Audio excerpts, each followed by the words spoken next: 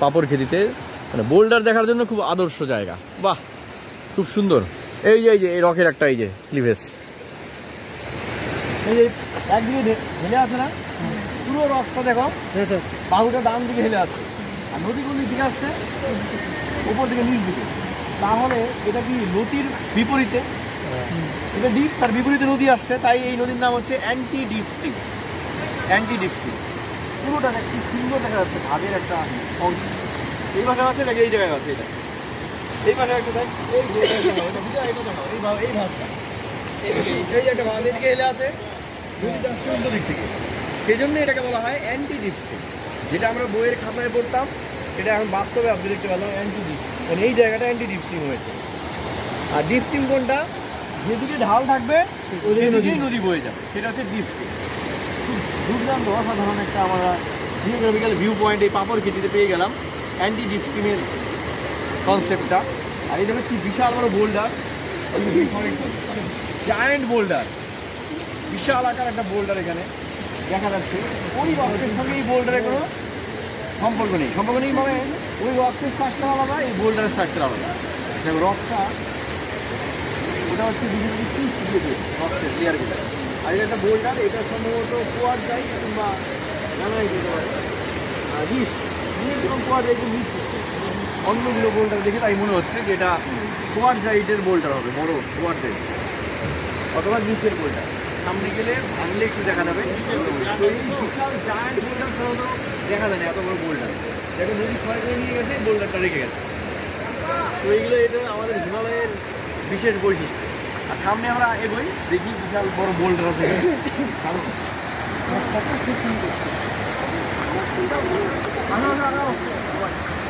বাকিটা কোথায়?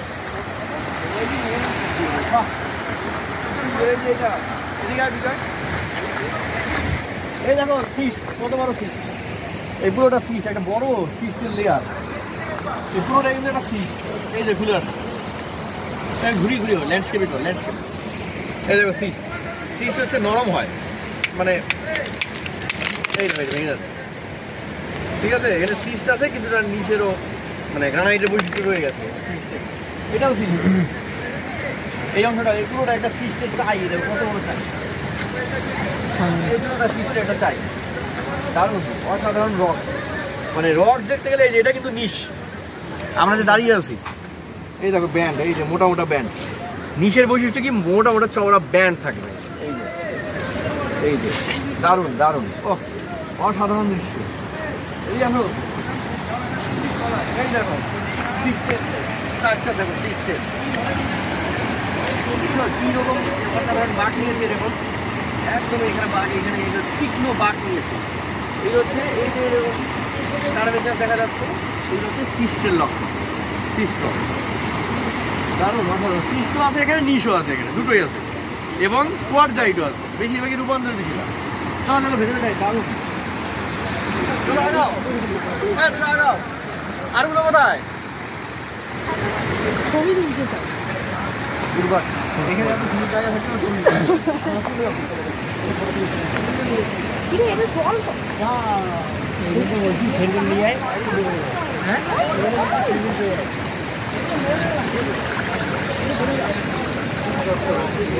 এই দেখো সুন্দর একটা ভাগ,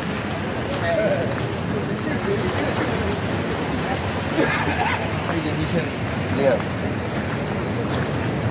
এই যে মোটা ব্যান্ড, এই যে একটা ব্যান্ড, একটা ব্যান্ড, এটা হচ্ছে নিচ।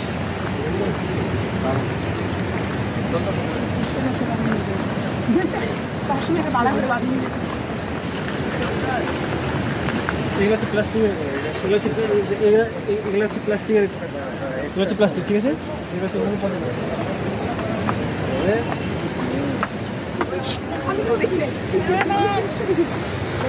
ক্যামেরাম্যান মনে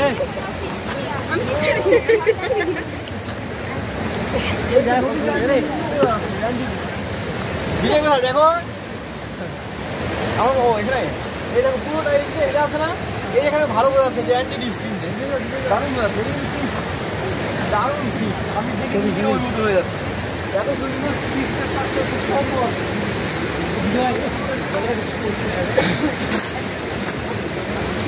বড় পাথরটার উপরে চলে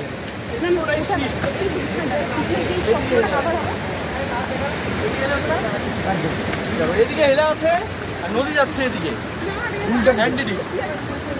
দারুণ জিনিস দেখতে পেলাম।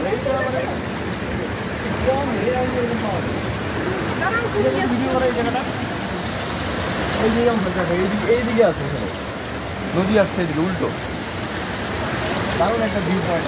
আমাদের জিওগ্রাফার জিওলজিস্ট যারা, জিওগ্রাফির স্টুডেন্ট যারা, তাদের জন্য এই জায়গাটা দারুণ।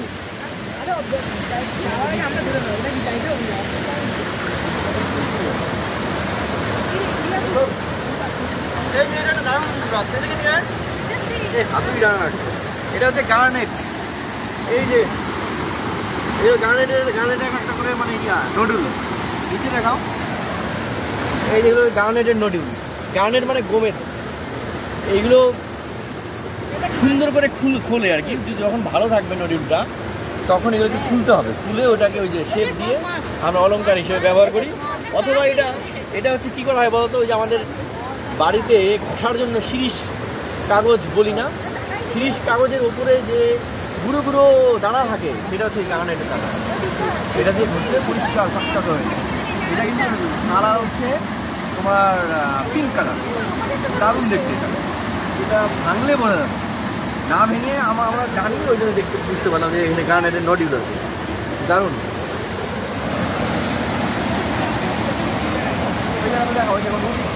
দারুণ মানে তৈরি করেছে এই জায়গাটা। নদীর জল উপর দিয়ে ওই দিয়ে আসছে, জলটা কি যুক্ত করা দুর্গনের মতো তৈরি হয়েছে, হয়ে দারুণ একটা মানে গল্প তৈরি হয়েছে।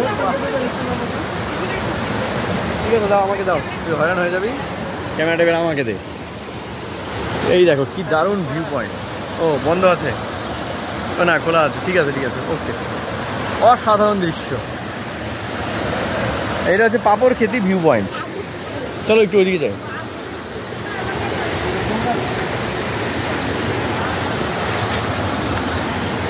বাড়ির বাইরে এজন্যই বেরোতে হয়, যে এখন আমরা সেই ফিলিংসটা পাচ্ছি আর কি, যে উপরে ওঠা যাবে, ওই পাশে যাওয়া যাবে। আমরা একটু ট্রেকিং করি, শর্ট ট্রেকিং। যাওয়া যাবে না? ওই পাশে কি বন্ধ? মানে ওই পাশে আর যাওয়ার বুদ্ধি নেই। দেখি কি অবস্থা। ওরে বাপরে, হ্যাঁ খাড়া মানে ঝুলে নামতে হবে, কিন্তু ওঠার সময় তো বিপদ হবে, ঠিক না? নামা যাবে কিন্তু ওঠাটা বিপদ হবে।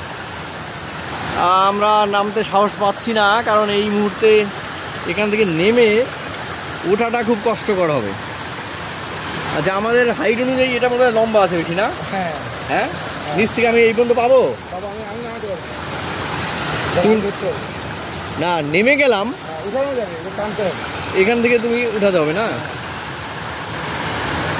ওঠার বিকল্প কোনো রাস্তা আছে? এই যে আমরা এখানে আটকে গিয়েছি পাথরের, এখানে বেরোনো মুশকিল হচ্ছে। এই যে এগুলো হচ্ছে সিক্সের ব্যান্ড। ও দারুণ, মানে রক্স দেখলে আমার খুব ভালো লাগে।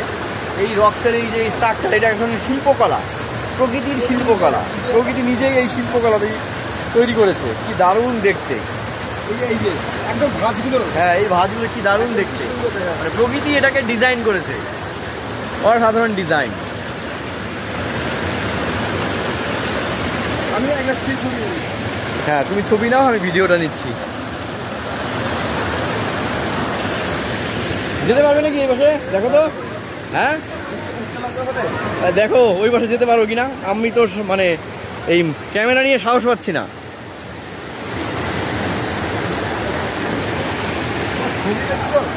এটা আমাদের পল্লব স্যার চেষ্টা করছেন। যাওয়া যাবে কিন্তু আসা মুশকিল। দারুণ জায়গা। বিষ্ণু স্যার, কেমন লাগছে আমাদের এই ভিউ পয়েন্ট? এটা কিন্তু আমাদের জিওগ্রাফির একটা অসাধারণ ভিউ পয়েন্ট। নদী পাহাড় থেকে সঙ্গে আমরা দেখতে পাচ্ছি যে ইরোশন হ্যাঁ প্লাস হচ্ছে অ্যান্টি ডিপ স্ট্রিম। এখানে ডিপ স্ট্রিম অ্যান্টি ডিপের বৈশিষ্ট্য দেখা যাচ্ছে। প্রচুর পাথর রয়েছে, দেখতেও খুব সুন্দর।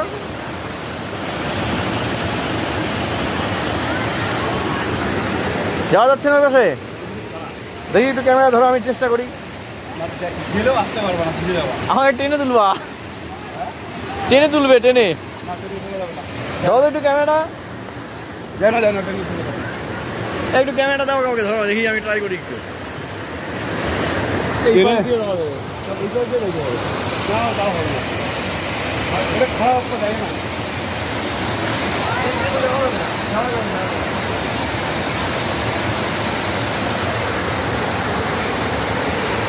এই তো বাপ্পা স্যার একদম উপরে ওঠার চেষ্টা করছে, একদম দেখা যাক। এই তো উঠে পড়লো, রাইট সাকসেস, রাইট উপরে উঠে পড়ছে।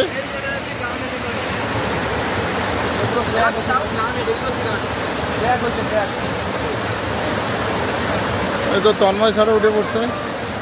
তারপর পল্লব স্যার আপনি যান ওখানে, বাহ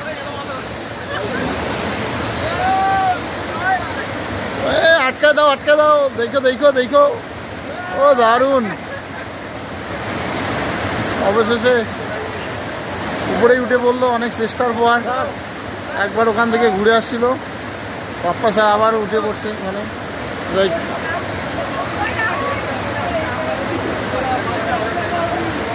পল্লব স্যার আপনি যান।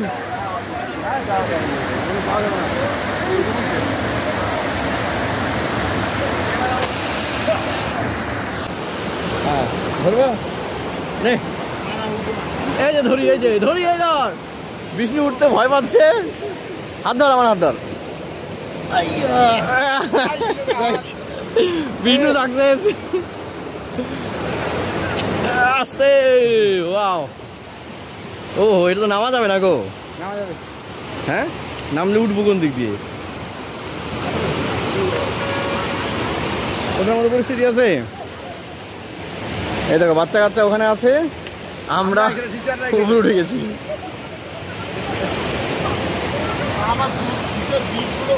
এই যে কি অসাধারণ দৃশ্য,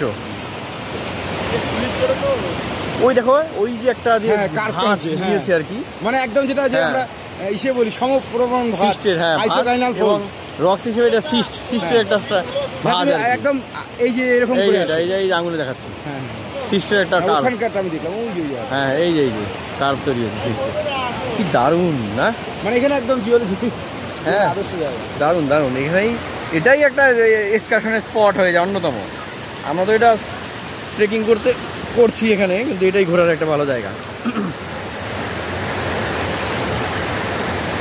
আমরা রিস্ক নিয়ে চলে আসি। বিষ্ণু স্যারও চলে এসছে, তন্ময় স্যারও চলে আসে, শুধু পল্লব স্যার আসেনি, ওই নিচে আছে। তা আমরা উপরে তো উঠে গেছি, জানি না নামতে পারবো কিনা। নামতে গেলে খুব কষ্ট হবে এখানে।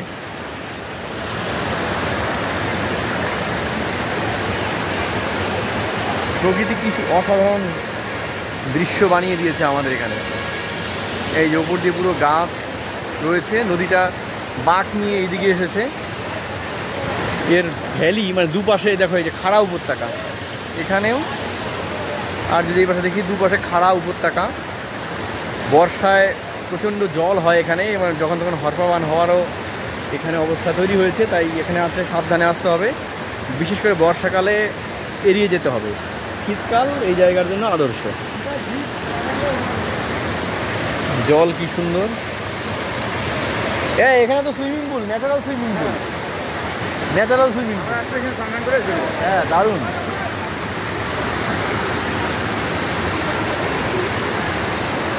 যাই হোক, আমরা এবার চলে যাচ্ছি লাভার দিকে। এই একটা ভিউ পয়েন্ট দেখা হয়ে গেল আমাদের। পাপড়কেটিতে আমরা এখন আছি। পাপড়কেটি সুন্দর একটি জায়গা, যে জায়গায় জিওগ্রাফি এবং জিওলজি স্টুডেন্টদের জন্য খুবই ভালো, এবং টিচারদের জন্য, সকলের জন্য, যারা ভূগোল প্রিয় এবং প্রকৃতি প্রিয়, তাদের জন্য এই জায়গা খুবই ভালো। এবং যারা রক্স নিয়ে পড়াশোনা করে বা রক্স নিয়ে আগ্রহ যাদের আছে, সেই জায়গায় অনেক কিছু তারা দেখতে পারবে। আমরা এখন পাপড়কেটি থেকে লাভার উদ্দেশ্যে বেরিয়ে পড়বো। একটু আমার ঠিক না, এই যে প্রকৃতির যে দৃশ্য আমরা দেখলাম, দেখার পরে মন মুগ্ধ হয়ে গেল, মানে রিল্যাক্স, বডি পুরো রিল্যাক্স হয়ে গেল, মন রিল্যাক্স হয়ে গেল, শান্ত হয়ে গেল। প্রচুর অক্সিজেন, মানে প্রাণ খুলে অক্সিজেন নাও, শরীর একদম ঝরঝরে হয়ে যাবে। মানে আমাদের বাড়ির বাইরে বেরোলেই মনে হয় যে আমরা আরও বেরোবো। যতক্ষণ না বেরোচ্ছি ততক্ষণ খালি মনে হয় যে পরে যাই, কিন্তু আমাদের বেরোতে হবে। পকেটের টাকা থাক আর না থাক, বেরোতে হবে, বাইরের জগতে সঙ্গে মিশতে হবে, তাহলেই আমাদের মন অনেক উদার হয়ে যাবে, এই প্রকৃতির মতো আমরা অনেক লড়াই করতে পারবো। চলো আমরা এবার যাচ্ছি লাভা ডেস্টিনেশন।